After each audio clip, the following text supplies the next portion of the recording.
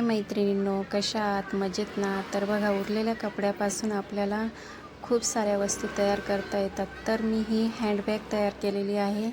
खूप छान याला फ्रिल तयार केलेला आहे, वरतून लेस लावलेली आहे. त्यानंतर आपल्या जवळ ज्या पिशव्या असतात त्याचे मी अस्तर लावलेलं आहे आणि खूप सुंदर अशी ही तयार झालेली आहे.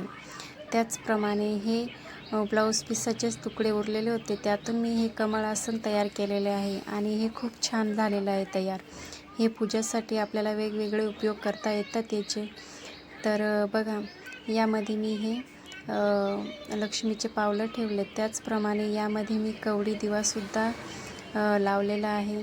यामध्ये पंती ठेवली की हा कवडी दिवा तयार होतो. हे पण खूप छान आहे. त्याचप्रमाणे आता नवीन सेवा आलेली आहे, कुंचम सेवा. तर मी हे कुंचम सेवेसाठी सुद्धा यूज करत असते आणि खूप छान आहे.